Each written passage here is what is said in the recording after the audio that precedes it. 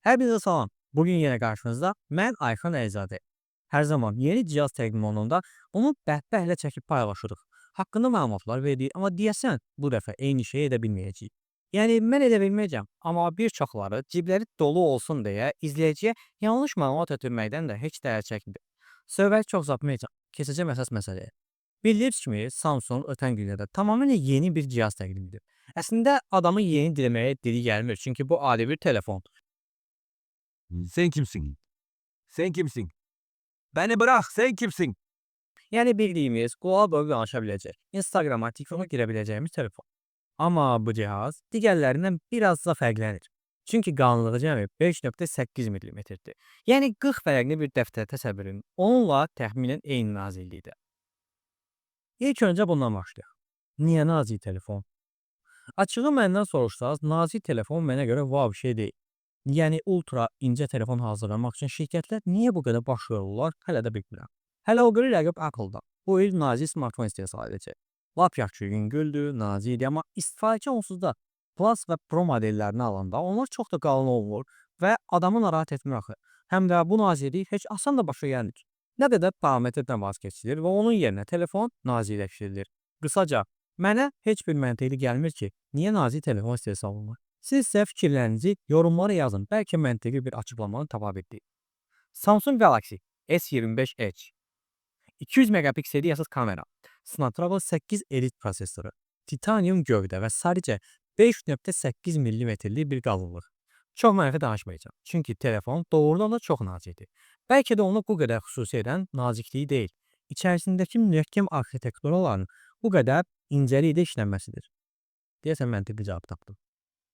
Nəysə, davam edək. Cihazımızda iki ədəd arxa kamera var. Bəli, 3 yox, 2.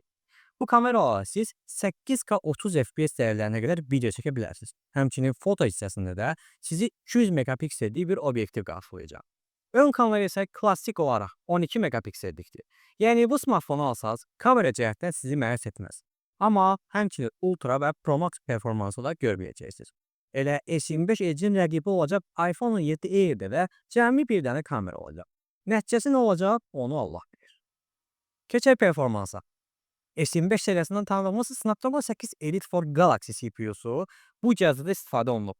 O deməkdir ki, nəinki Android, hətta telefon dünyasının ən güclü prosesorlarından birinə malik olacaqsınız.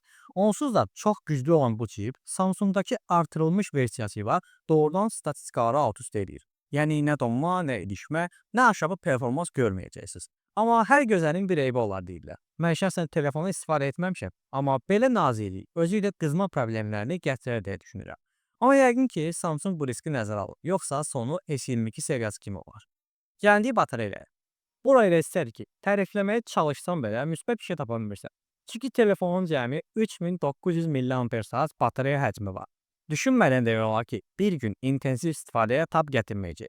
Amma real testlərdə fərqli nəticələr verə bilər. Çünki sistem deyirlər ki, çox yaxşı inteqrasiya olunub. Batareya doldurma göstəriciləri də aşağıdır. Naqillə maksimum 25 vatla şarj edə bilərsiniz. Bu da 55%-i 30 dəqiqəyə yığacağı anlamına gəlir. Naqilsiz olaraq isə 15 vatlıq bir doldurma dəyərinə malikdir və mənim fikrimcə bu olduqca aşağıdır. Çinli rəqiblərə baxsaq, görərik ki, adamlar 6000 mAh batareya qoyublar. Yanında da 120 watt şarj. Və evdən çıxmağa 10 dəqiqə qalmış, taxırsan zaryadkaya 80-90%-ə çıxırsan rahatçılıqla. Doğrudan da bu Apple və Samsung'un batareya siyasəti mənə çatmır. Samsung dəyişmir batareyanı, Apple da gözləyir ki, Samsung istehsal etsə, biz də ondan alaq. Tim Cook qardaşımız Samsung'dan başqasını güvənmir deyəsən. Qısaca, bu videoda texniki mövzularla biraz baxınızı yordum deyəsən, amma bu ilk olmayacaq təbii ki. S25 Edge haqqında real istifadəçi təcrübələri ortaya çıxdıqca mən sizi məlumatlandıracağam. Bunun üçün isə məni izləməyiniz və bu videoya bir like atmanız lazımdır. Bu günlük isə bu qədər. Sağ olun, salamat qalın. Növbəti videolarda görüşərik.